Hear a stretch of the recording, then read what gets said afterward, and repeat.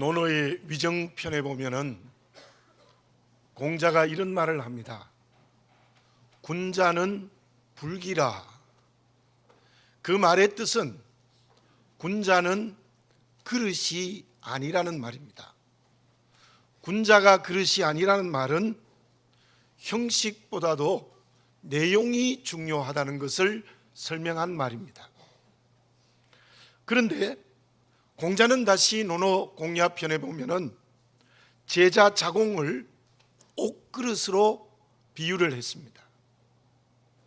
옷그릇이란 말은 그 형식이 또한 중요하다고 말을 한 것입니다. 공자가 한쪽에서는 군자는 불기라 해서 형식보다는 내용이 중요하다는 말을 했고, 제자 자공을 위해서 말할 때는 형식이 또한 중요하다, 그런 얘기를 했는데, 그 공자가 그렇게 말한 뜻이 무엇이겠습니까? 그릇과 같은 형식에는 반드시 옷과 같은 좋은 내용이 담겨야 된다는 뜻입니다. 형식이라는 것이 시간이 갈수록 형식주의가 되고 형식화가 되면 큰 문제가 일어납니다. 그러나 형식이 없는 내용도 있을 수가 없습니다. 우리가 살아가는 삶의 지혜가 무엇이겠습니까? 제대로 된 형식이 있어야 합니다. 그리고 그 형식에 좋은 내용이 담겨져야 되는 것이죠. 출애굽기 25장에서 40장까지를 읽어보면 하나님께서 모세를 통하여 이스라엘 백성들에게 성막을 짓게 했습니다. 왜 성막을 지었는가 하면 하나님의 거하실 처소가 되기 위해서, 또 하나님께서 이스라엘 백성들과 만나기 위해서 성막을 짓게 하신 것이죠. 이스라엘 백성들은 그 말씀대로 성막을 건축했습니다. 그리고 레위기의 말씀이 무엇인가 하면 그 백성들이 하나님을 만나기 위해서 제사를 드리는 내용이 설명된 것입니다. 하나님께서 성막을 짓게 하시고 제사를 드리는 형식을 명령하셨습니다. 그리고 그 제사에는 반드시 내용이 제대로 담겨져야 된다는 것입니다. 레위기 1장을 읽어보면 번제를 설명하고 있는데, 그 번제를 하나님께 드릴 때에 여호와께라는 말씀이 5번이나 나타납니다. 2절과 9절과 13절과 14절과 17절에 나타납니다. 하나님께 드리는 제사의 형식에는 사람에게 드리는 것이 아닙니다. 사람에게 좋게 하는 것이 아닙니다. 하나님께 드린다는 거예요. 제사에는 하나님께 드린다는 내용이 분명히 있어야 된다는 거예요. 믿음의 길을 걸어가는 저와 여러분들도 마찬가지입니다. 예배라는 형식을 귀하게 여겨야 합니다. 여러분들, 제가 분명히 말씀드립니다. 1년에 52주일 예배를 빠지면 안 됩니다. 주일을 제대로 지켜야 됩니다. 여행을 가시더라도 가까운 교회에 주일을 지키셔야 돼요. 어디를 가든지 주일을 제대로 지켜야 됩니다. 그리고 더 중요한 것은 그 예배에 하나님께 드리는 내용이 제대로 있어야 된다는 거예요.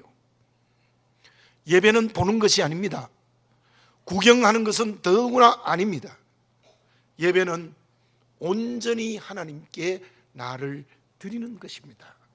그런데 본문의 말씀 이후 약 700년이 지난 주전 7세기의 이스라엘의 왕정시대가 어떻게 바뀌었습니까? 호세아 6장 6절에 보면 나는 인애를 원하고 제사를 원하지 아니하며 번제보다 하나님을 아는 것을 원하노라.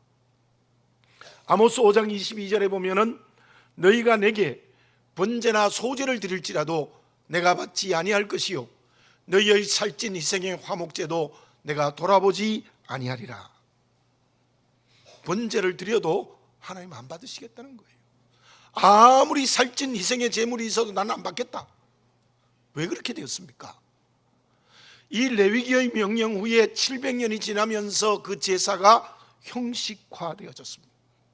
하나님께 드리는 내용은 없고 전부 사람들의 생각과 말만 춤을 추었습니다. 그래서 하나님 받지 않았습니다. 그 이후 800년이 지난 예수님 당시에는 어떻게 되어졌습니까? 주님과 서기관의 대화의 내용이 마가복음 12장 33절 34절에 있습니다. 또 마음을 다하고 지혜를 다하고 힘을 다하여 하나님을 사랑하는 것과 또 이웃을 자기 자신과 같이 사랑하는 것이 전체를 드리는 모든 번제물과 기타 제물보다 나으니이다. 예수께서 그가 지혜 있게 대답함을 보시고 이르시되 내가 하나님 나라에서 멀지 않도다 하시니 그 후에 감히 묻는 자가 없더라. 예수님 당시에는 그 번제가 더 형식화되어졌습니다. 하나님 사랑하는 거 없어요. 이웃 사랑하는 거 없어요.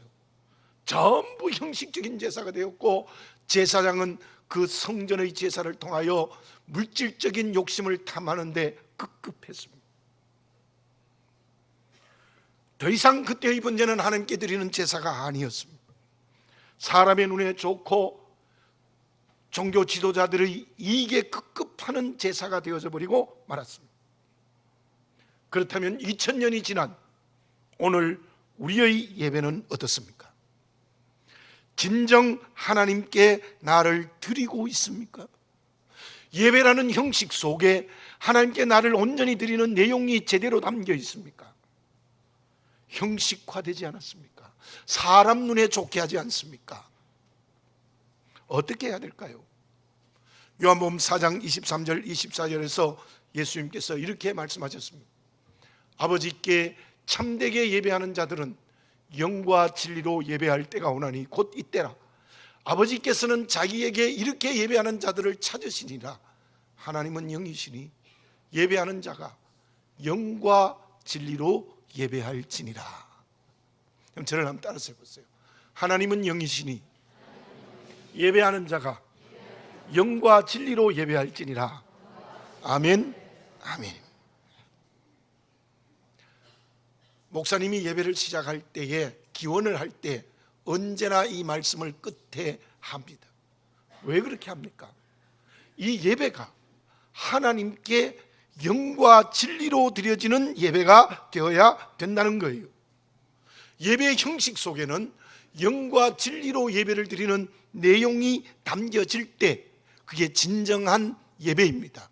번제의 정신을 오늘 그리스도인들이 가지고 하나님께 예배를 드리는 것입니다. 그러면 우리가 영과 진리로 드리는 예배가 되기 위하여 그 영과 진리로 드리는 내용은 무엇입니까? BSA 회사에 타바라스 회장이 있습니다. 지금 세계 자동차 시장이 큰 불황입니다. 친환경 자동차가 나오면서 더 그렇다고 합니다. 그런데 그 회사는 올해 상반기에 과거의 이익보다 10%를 상향시키는 결과를 가져왔습니다. 그 이유는 회장의 탁월한 리더십 때문입니다. 물론 회장은 전문적인 지식도 있고 또한 영업 경험도 많습니다. 그러나 그렇게 큰 이익을 남긴 이유는 따로 있습니다. 그것은 집단 리더십입니다. 모든 직원이 회장이 되는 겁니다. 이 가능한 일입니까? 그런데 타바레스 회장의 경영 능력은 직원들이 실제로 내가 이 회사의 주인이다, 내가 이 회사의 회장이라는 의식을 가지고 일을 했다는 것입니다. 그로 인하여서 엄청난 결과가 만들어졌던 것입니다. 이 세상의 회사도 그런 경영 능력이 있어요. 과거에는 이렇게 권위를 가진 리더십이었지만 요즘은 함께하는 섬기는 리더십, 집단 리더십이 회사에도 가득해요. 더구나 교회라는 공동체는 어떠해야 되겠습니까? 교회에서 예배를 드리는데 몇 사람만 예배를 드리면 안 돼요. 여기 한 230명이 이제 3부 예배를 드리는데 이 중에 몇 사람은 예배를 드리면 안 됩니다. 일부의 교인들만 예배 드리면 안 돼요. 모두가 다 함께 예배를 드려야 예배입니다. 거기에다가 그 예배는 내 전부가 드려져야 됩니다. 본문의 말씀 9절과 13절에 같은 말씀이 이렇게 기록되어져 있습니다. 그 내장과 정강이를 물로 씻을 것이요 제사장은 그 전부를 제단 위에 불살라 번제를 드릴지니 이는 화제라 여호와께 향기로운 냄새니라. 번제의 특징은요, 동물의 제물의 가죽을 벗기고 전부를 불태워서 하나님께 드립니다. 그래서 번제입니다. 내장과 정강이까지도 다 불로 태웁니다. 본문의 말씀 4절을 다시 한번 봉독해 드리겠습니다. 그는 번제물의 머리에 안수할지니 그를 위하여 기쁘게 받으심이 되어 그를 위하여 속죄가 될 것이라. 제물의 머리 위에 안수한다는 것은 제물을 드리는 사람과 제물이 동일시되는 겁니다. 그리고 특별히 구약시대 때의 내장은 그 사람의 지성과 감정과 의지를 상징했습니다. 번제는 어떤 의미가 있습니까? 제물의 전부를 불태우는 것은 드리는 사람의 전부가 하나님께 드려져야 된다는 것인데, 특히 불태운다는 의미가 무엇이겠습니까? 그것은 사람의 죄가, 예배 드리는 교인들의 죄가 예배를 통하여 남김없이 불태워져야 된다는 거예요. 그 번제는 오늘 우리의 예배에 어떤 의미가 있습니까? 모두가 하나님께 전부를 드려야 되는 건데, 전부를 드리는 것은 내 죄 전부가 불태워지는 경험을 해야 된다는 거예요. 왜 예배에 참여의 기도가 필요합니까? 하나님의 자녀된 우리가 스스로 말씀을 거역하는 죄를 범합니다. 예배를 통하여 그 죄 전부가 온전히 불태워져서 하나님이 주시는 사죄의 은총을 전 인격으로 경험해야 돼요. 무슨 말입니까? 예배에는 온전한 회개가 있어야 합니다. 지은 죄를 토설해야 됩니다. 죄를 다 내어놓아야 합니다. 그러므로 말미암아 성령이 주시는 용서의 체험을 해야 됩니다. 그게 무슨 말입니까? 사랑하는 교우 여러분들, 우리가 하나님께 예배 드릴 때 제일 중요한 것이 무엇이냐 하면 내가 죽어야 돼. 내가 온전히 죽어버려야 돼요. 내가 온전히 죽는다는 게 무엇입니까? 내가 범했던 죄가 불태워져야 돼요. 바울의 고백을 들어봅시다. 고린도전서 15장 31절입니다. 형제들아, 내가 그리스도 예수 우리 주 안에서 가진 바 너희에 대한 나의 자랑을 두고 단언하노니 나는 날마다 죽노라. 역시 저를 한번 따라서 봅시다. 나는 날마다 죽노라. 한 번 더, 나는 날마다 죽노라. 아멘. 우리 바울은요, 날마다 내가 죽었어요. 날마다 죽었어요. 날마다 내가 온전히 죽는 예배를 드렸다는 말입니다. 그는 갈라디아서 2장 20절 상반절에 이런 고백을 합니다. 내가 그리스도와 함께 십자가에 못 박혔나니 그런즉 이제는 내가 사는 것이 아니요 오직 내 안에 그리스도께서 사시는 것이라. 내가 그리스도와 함께 십자가에 못 박혔대. 내 안에 내가 사는 것이 아니라 그리스도께서 살아 계신다는 것입니다. 예배가 번제가 되어야 됩니다. 죄된 내가 죽는 것입니다. 내가 십자가에 못 박힌 것입니다. 죄가 온전히 불태워지는 경험을 하지 않으면 예배를 드렸다고 말할 수 없습니다. 그렇다면 죄된 내가 죽는 온전한 회개로 하나님이 주신 용서의 체험을 한다는 것은 무엇을 말하는 겁니까? 5절을 봉독해 드리겠습니다. 그는 여호와 앞에서 그 수송아지를 잡을 것이요 아론의 자손 제사장들은 그 피를 가져다가 회막문 앞 제단 사방에 뿌릴 것이며. 구약에서 피는 생명을 의미합니다. 제물을 드린 사람 죄가 용서되어졌다면 그 죄가 용서되어지는 순간 생명을 회복했다는 거예요. 무슨 뜻입니까? 저와 여러분들은 예수님의 십자가의 은혜로 원죄가 용서되고 주님의 부활의 후사가 되었죠. 믿으십니까? 예, 우리는 모두가 다 하나님의 자녀 되었습니다. 생명을 얻었습니다. 사망에서. 왜요? 주님이 십자가에 내 죄를 대신해서 죽는 것을 믿고, 그리고 그로 말미암아 용서의 체험을 받고 하나님의 자녀 되었을 때 부활의 후사가 되어 생명을 얻었다는 거예요. 그렇다면 그 하나님의 자녀된 우리가 또 스스로 죄를 범해요. 그렇다면 우리는 예배를 드릴 때마다 다시 한번 십자가와 부활을 성령으로 경험해야 됩니다. 무슨 말입니까? 바울이 고백한 것처럼 예배 때마다 내 죄가 불태워지는 것처럼 십자가에 못 박혀서 내가 죽어버려야 돼요. 그리고 다시 주님의 부활의 후사가 되어서 생명으로 다시 살아야 돼요. 다시 말씀드리면 우리는 예배 때마다 계속해서 십자가와 부활을 성령으로 경험해야 되는 거예요.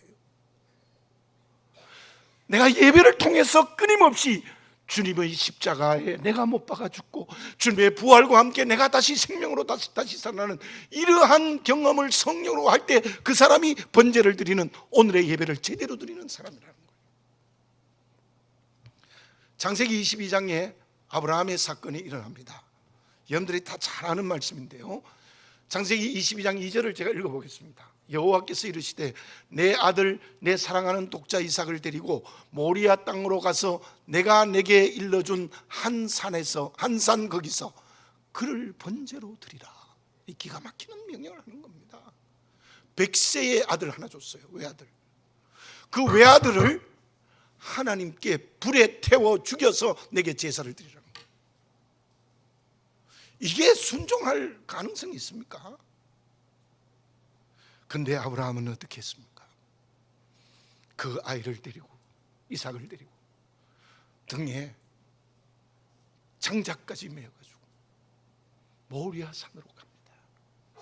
저는 그 상황을 읽고 또 기르케고르의 주석을 읽고 내가 정말 울었습니다. 운 적이 있습니다. 어떻게 내 독생자 이삭을 그렇게 하나님께 드릴 수 있는가? 나중에 결말을 통해서 알 수 있습니다마는 그때 하나님이 왜 그런 명령을 했을까요? 아브라함의 전부를 원하셨던 거예요. 이삭은 아브라함의 전부였습니다. 전부를 원했습니다. 아브라함이 그때 이삭을 번제로 드리겠다고 선택하고 그를 데리고 모리산으로 갔을 때 이미 하나님은 그 번제를 받으셨습니다. 그래서 그 이삭을 살려주시고 새로운 제물을 예비하셨던 것입니다. 여기서 우리는 무엇을 알 수 있습니까? 아브라함이 외아들 이삭을 번제로 드렸던 것은 이삭이 죽는 것이 아니라 아브라함 자기가 죽었습니다. 아들이 아니라 아브라함이 하나님께 번제물로 불태워진 것입니다. 그러면 제가 여러분에게 여러 번 말씀드렸습니다. 아브라함이 부름받고 22장에서 외아들 이삭을 바칠 때까지 그의 신앙은 자랐습니다. 정말 저 때는 아브라함이 하나님의 온전하심까지 올라갔고 그리스도에게까지 자란 사람이었어요. 창세기 22장 12절 하반절에 하나님이 이렇게 말씀하십니다. 내가 이제야 내가 하나님을 경외하는 줄을 아노라. 너는 정말 나를 두려워하는 줄 내가 알았다. 너가 너 전부를 나에게 주는 줄 알았다. 너가 내 앞에서 죽었던 것을 내가 알게 되었다는 뜻입니다. 사랑하는 교우 여러분들, 나의 번제는 제물이 죽는 것이 아니라 내가 죽는 것인 줄로 믿습니다. 예배를 통하여 내가 죽어야 됩니다. 제가 성령으로 불태워져야 됩니다. 그래서 생명의 부활로 거듭나는 역사가 우리에게 예배를 통하여 끊임없이 경험할 때 그 사람이 살아있는 그리스도인입니다. 예배라는 형식에 하나님께 드리는 내용이 담긴다는 것이 무엇입니까? 온전한 회개를 통하여 내가 십자가에 못 박히는 것입니다. 그로 인하여 죄 용서의 은혜를 성령으로 체험해야 됩니다. 그때 다시 생명으로 부활하는 경험을 해야 됩니다. 그러기 위해서 언제나 하나님 앞에 예배드릴 때마다 내 죄가 전부 불태워지는 경험을 해야 합니다. 그러면 그렇게 제대로 예배를 드리면 매주 예배 때마다 십자가 부활을 경험하면 어떤 사람으로 변화되어집니까? 또 변화되어질 것이 무엇입니까? 로마의 장군이며 황제였던 카이사르가 있습니다. 우리가 쉽게 말하고 있는 시저라는 사람입니다. 그가 장군으로서 사령관을 할 때 이러한 일화가 있습니다. 지금의 서유럽인 갈리아 지역은 정복하기가 매우 어려운 지역이었어요. 그런데 카이자르만은 그곳에서 승승장구했습니다. 그 이유가 이러합니다. 그는 사령관으로서 있어야 될 자리를 제대로 알았기 때문이에요. 한 번은 전투가 어려워서 최후의 방어선이 뚫리고 밀리기 시작했습니다. 패배가 뻔합니다. 그때 카이자르 사령관은 붉은 망토를 거치고 백마를 타고는 군사들 제일 앞으로 전속력으로 달려옵니다. 적군에게 쉽게 보여서 타깃이 될 수 있습니다. 그럼에도 앞장섭니다. 그 사령관을 본 병사들은 사령관을 지키는 데 사력을 다합니다. 그리고 용기를 얻어 전투에 임합니다. 그때 전세가 역전되어 승리한 것입니다. 누가 예배를 제대로 드리는 사람입니까? 누가 예배를 통하여 주님의 십자가와 부활을 전인격으로 경험한 그리스도인입니까? 그것은 삶의 자리가 제대로 된 사람입니다. 무슨 말씀입니까? 주일에 예배를 드렸으면 월요일에서 토요일까지의 삶의 자리가 제대로 되어야 된다는 거예요. 본문의 말씀 3절을 봉독해 드립니다. 그 예물이 소의 번제이면 흠없는 숫것으로 회막문에서 여호와 앞에 기쁘게 받으시도록 드릴지니라. 또한 염소 흠없는 숫것을 드릴 때도 마찬가지. 제물은 흠이 없어야 합니다. 흠이 있으면 안 됩니다. 앞에서 말씀드렸죠. 제물을 드리는 사람과 동일시된다고 말씀드립니다. 흠없는 제물을 드리는 사람의 죄가 다 전가되어집니다. 그가 죽으면 거룩해집니다. 죄가 용서되어집니다. 그렇다면 이 흠이 없다, 거룩하다, 구별하다는 것은 무엇을 말하는가 하면, 우리가 그렇게 거룩하고 구별되고 변화되었으면 삶의 자리가 구별돼야 돼요. 삶의 자리가 거룩해지는 역사가 일어나야 된다는 거예요. 가기 싫은 자리에도 하나님의 말씀이 가라 하면 가야 합니다. 가고 싶은 자리라도 주님의 말씀이 가지 말라 하면 가지 않아야 됩니다. 주님의 십자가와 부활에 참여했다는 것이 무엇입니까? 닫혔던 하나님과의 관계가 열리는 거죠. 닫혔던 하나님과의 관계가 열렸다면 막혔던 이웃과의 관계도 열려야 돼요. 예배를 드린 사람의 변화입니다. 삶이 바뀌어서 거룩해져야 합니다. 그 거룩의 삶의 변화가 구체적으로 무엇입니까? 이제는 어떤 환경과 관계에서도 하나님의 뜻대로 살고 내 뜻대로 안 살아야 되는 거예요. 하나님의 뜻대로 사는 것이 무엇입니까? 말씀대로 사는 거예요. 산상수훈에서 예수님이 뭐라고 말씀하셨습니까? 내 원수를 사랑해라. 누가 억지로 오리를 가져가든 심리를 가지고 속옷을 가지고 가든 겉옷을 주고 오른뺨을 때리면 왼뺨을 돌려대라. 저도 목사이지만 못했을 때가 있습니다. 어렵습니다. 어떻게 나를 억울하게 죄를 뒤집어 쓰는 사람에게 내가 용서하고 사랑할 수 있느냐? 그러나 그 명령은 하나님의 뜻입니다. 이유 없습니다. 목사님 제발 좀 할 수 있는 걸 해주십시오. 아니에요. 성경에 기록된 말씀이 하나님의 뜻입니다. 우리 모두 정말 하나님께 내가 온전히 죽는 예배, 십자가 부활을 경험했다면 오늘의 삶의 자리에서 어떤 환경과 관계 속에서도 하나님의 뜻대로 살아야 될 줄로 믿습니다. 원수도 사랑해야 됩니다. 용서 정도가 아니라 사랑해야 됩니다. 왜 그렇습니까? 예수님은 원수인 나를 위하여 십자가 졌습니다. 맞습니까? 맞죠? 예수님이 원수를 나를 위하여 십자가를 졌다면 나는 원수인 이웃을 위해 십자가를 져야죠. 그건 당연한 거 아닙니까? 이제 내가 이웃을 위해서 번제물이 되는 삶의 자리가 돼야 돼요. 그래야 그 사람이 정말 하나님 앞에 예배 드린 사람입니다. 빌립보 교회는 참 좋은 교회예요. 바울이 여러 교회를 개척했는데 바울에게 선교 헌금해 주는 교회가 거의 없었어요. 근데 이 빌립보 교회는 먼 거리에도 불구하고 몇 번이나 바울에게 선교하는 헌금을 보내줬어요. 그런데 그 교회가 두 가지의 결정적인 문제가 있었어요. 하나는 무엇인가 하면 십자가와 함께 할례도 받아야 구원이 있다는 유대 그리스도인들의 주장, 이단입니다. 이건 이단. 오늘. 그리고 또 하나는 이방인들의 반도덕주의자들. 반도덕주의자들은 어떤 사람입니까? 바울이 빌립보서 3장 18절 19절에서 이렇게 그들을 말합니다. 내가 여러 번 너희에게 말하였거니와 이제도 눈물을 흘리며 말하노니 여러 사람들이 그리스도의 십자가의 원수로 행하느니라. 그들의 마침은 멸망이요 그들의 신은 배요 그 영광은 그들의 부끄러움에 있고 땅의 일을 생각하는 자라. 그 주일마다 예배를 드려요. 그런데 삶이 믿지 않을 때가 똑같아요. 그 동네에 우상이 얼마나 많습니까? 우상 그대로 섬겨. 물질과 건강으로 특히 육체적 쾌락의 길을 걸어가는데 정신없어요. 예배가 전혀 삶이 되지 못합니다.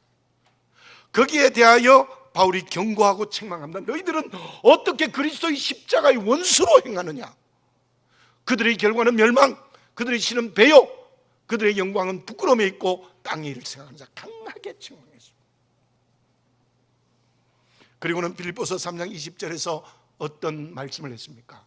그러나 우리의 시민권은 하늘에 있는지라. 그이로부터 구원하는 자 곧 주 예수 그리스도를 기다리노니. 여러분들 우리의 고향은 충청도, 강원도, 전라도, 경상도가 아닙니다. 이북 아닙니다. 그건 육체적 고향이죠. 우리의 고향은 저 앞에 있는 영원한 천국입니다. 믿으십니까? 우리는 천국인의 고향이고 거기서 영원히 산다면 그 하나님의 나라를 오늘 살아야 되는 거예요. 하나님 자녀 아닙니까? 천국이 고향 아닙니까? 그러면 그 하나님의 나라가 오늘의 삶이 되어야 됩니다. 근데 빌립보 교인들은요, 유대인들은 할례바다의 구원이 있다 그러고 이방인들은 예수 믿고 전혀 변하지 않고 똑같이 되었어요. 저와 여러분, 유대인들의 잘못과 같은 이단적 사설인에게는 없는지, 이방 그리스도인들처럼 삶이 변하지 않는 내 모습이 없습니까? 그런데 느헤미야는 어떤 믿음과 삶의 걸음을 걸었습니까? 그는 파사왕 아닥사스다의 술 맡은 관원장이었습니다. 아닥사스다는 두 번째 유다 백성들을 예루살렘으로 귀환케 했습니다. 그때 느헤미야는 사람을 보내어서 예루살렘의 형편을 살폈습니다. 그 보고가 이러했습니다. 온 나라가 환난과 능력을 당하고 성은 무너졌고 성문들은 불에 타버렸습니다. 그 소식을 들은 느헤미야가 가장 먼저 하나님 앞에 엎드렸습니다. 느헤미야서 1장 4절입니다. 내가 이 말을 듣고 앉아서 울고 수일 동안 슬퍼하며 하늘의 하나님 앞에 금식하며 기도하며. 그는 먼저 엎드렸습니다. 모든 동족들의 죄를 자기의 것으로 삼고 철저히 회개했습니다. 다시 말씀드리면 그때 느헤미야는 하나님 앞에 자기를 번제로 드렸습니다. 내가 죽었습니다. 그리고 그것으로 끝났습니까? 그렇지 않습니다. 오늘로 말하면 장관 자리를 그만뒀습니다. 그 장관 자리가요, 요즘의 장관 자리보다 더 권력이 있습니다. 페르시아가 그 당시에 세계를 정복하고 있었거든요.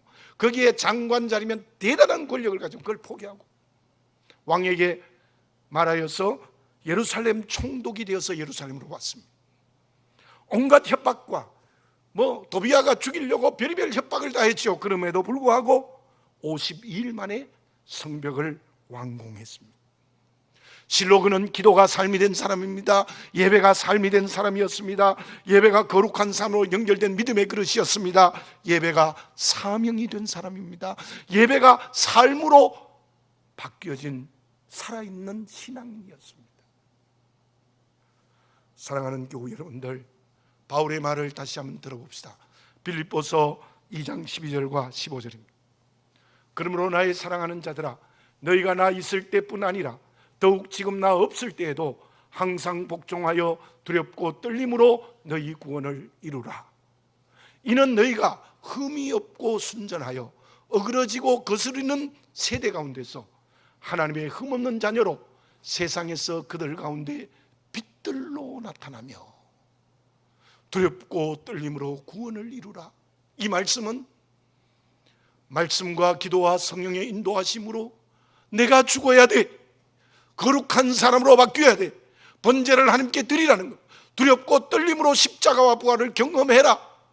그리고 흠이 없고 순전해지라. 그리고 어그러지고 거스러지는 이 세속화된 세대에서 하나님의 흠없는 자녀가 되고 세상에서 그들 가운데 빛으로 나타나라. 오늘 번제의 말씀을 잘 정리해 준 내용입니다. 하나님 앞에서는 예배를 드려야 합니다. 번제가 되어야 합니다. 나의 전부를 드리고 모든 죄는 불살라지는 내가 죽는 역사, 십자가와 부활을 경험해야 됩니다. 그리고 성령이 주시는 사죄의 은총을 경험하고 그 은혜가 삶의 거룩함으로 나타나야 됩니다. 사명으로 열매 맺어야 합니다. 그러면 그렇게 예배드리는 그리스도인에게 하나님은 어떻게 응답하시고 축복하십니까? 3절을 다시 한번 읽습니다.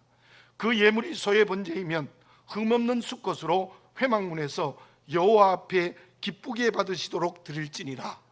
이 말씀 저를 한번 따라서 해봅시다. 여호와 앞에 기쁘게 받으시도록 드릴지니라. 아멘입니다. 그 다음 4절에도 보면 그를 위하여 기쁘시게 받으심이 되어라는 말씀이 나와요. 저와 여러분들이 진정으로 예배 때마다 십자가 부활을 경험하고 그리고 내 삶의 자리가 거룩해지면 하나님이 나를 기쁘시게 받으십니다. 하나님이 나를 기뻐하십니다. 하나님이 나를 기뻐하시면 어떤 은혜를 주시겠습니까? 분명히 그 사람에게 하나님이 능력을 주십니다. 능력 주십니다. 내게 있는 건강과 지위와 물질과 지식 모든 것이 하나님의 능력의 도구가 됩니다. 그리고 그 능력으로 세상을 이깁니다. 사단을 이깁니다. 나를 이깁니다.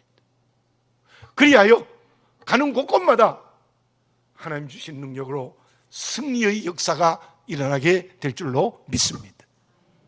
그 사람이 살아있는 그리스도인이요 하나님의 축복받고 살아가는 그리스도인입니다.